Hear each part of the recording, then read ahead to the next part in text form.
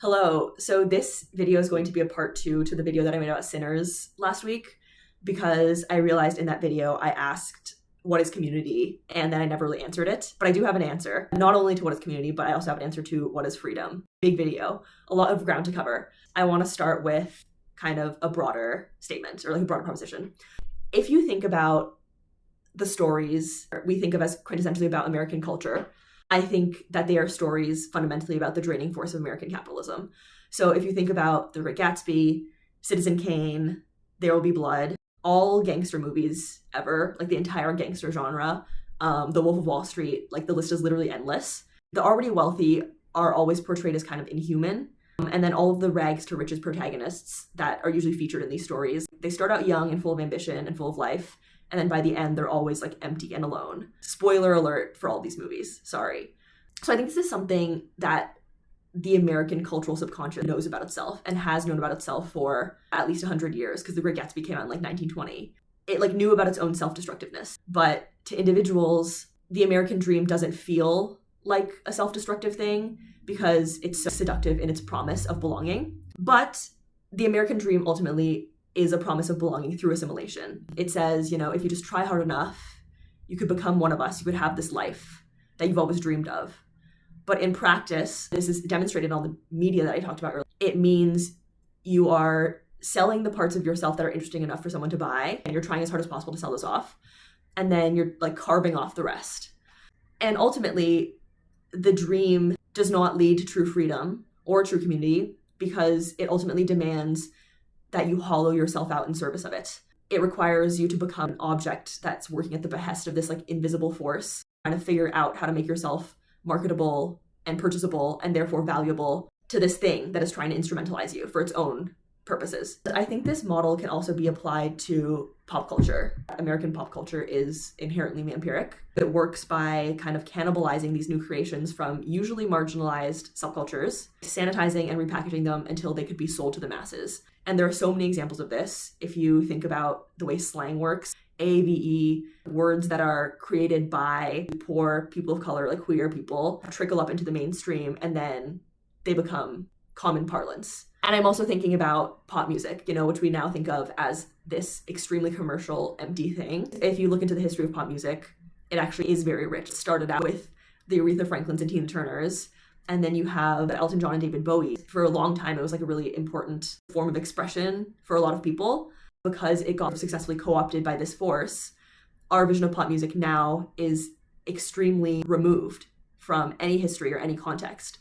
The center of American pop culture right now, Taylor Swift, is so removed from any of that history or social context that she's basically marketable and palatable to every global audience. And that's intentional, because she's now made billions of dollars off of this universalized brand, which would not have been possible if she was deeply tied in a specific socio-cultural context. Sinners rejects this vision of belonging and freedom. The vampire's promise of community is cast as ultimately a false one, because it cuts you off from your history and your ancestry and puts you at the mercy of this force that Ryan Coogler characterizes as definitely violent, but also evil and kind of demonic almost.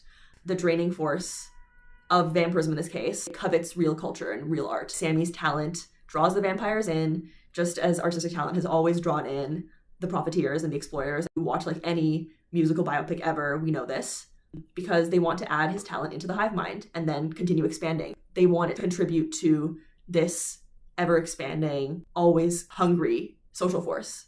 So then, what is true freedom? I'm going to go back to Ronaldo Walcott, because I think there's a really, really beautiful quote that kind of encompasses everything. I define freedom as ways of being human in the world that exist beyond the realm of the juridical and that allow for bodily sovereignty. I argue that freedom marks an individual and a collective desire to be in common and indifference in a world that is non-hierarchical and non-violent. It marks as well the social, political, and imaginative conditions that make possible multiple ways of being in the world. With the phrases in common and indifference, I am stressing that collective commonality can occur alongside individual self-actualization. So basically, Walcott says that true freedom and true belonging doesn't demand assimilation, because community is created through individual self-actualization in common with others. In fact, individual self-actualization is a prerequisite of community, because individual thriving is required so that it could be invested back into the community. And I think we see this idea embodied in Sinners' best scene. You know, everyone Letterboxd is raving about this kind of like transcendent moment, which is when Sammy's musical talent, which was nurtured by his cousins and by his community, is gifted back to them and breaks down the temporal barriers. It places every attendee there in communion with one another, with their ancestors, with their descendants, places them back among their history and their future.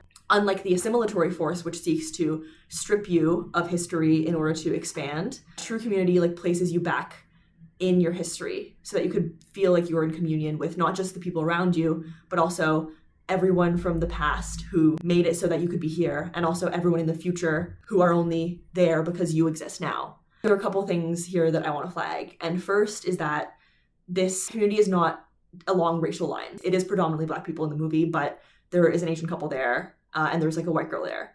So what brings them together isn't race, it's something more. And then secondly, they're not all moving in lockstep. Sometimes the music of the future kind of like clashes with Sammy's guitar. And when I was watching the movie, I was like, did the composer fuck it up? But no, he didn't. It was intentional, because it doesn't matter that they're not all in sync, that they're not all perfectly in harmony, because what matters is that they're there and they're together with the people they love in a space they've created for themselves and for each other. And they're together and they're dancing and they're alive and they're free. And I think it's really, really telling that in the post-credit scene, Sammy and Smoke tell each other that that was the night they both felt the most truly free. That's the thesis, right? So everyone needs to go watch Sinners, because that scene is the answer to what is freedom. What is true freedom? It's that scene. It's what's embodied there. I think that's Coogler's vision of community. You don't need to become one with the hive mind. You don't need to dance as your creator's jig. You don't need to die a painful death and be reborn. You don't need to transform yourself, because there'll always be a place for you here as you are. And that's it. And I think that's very, very compelling and really beautiful. That's freedom. Bodily sovereignty, guys. We could just do it. Anyway, see you next time.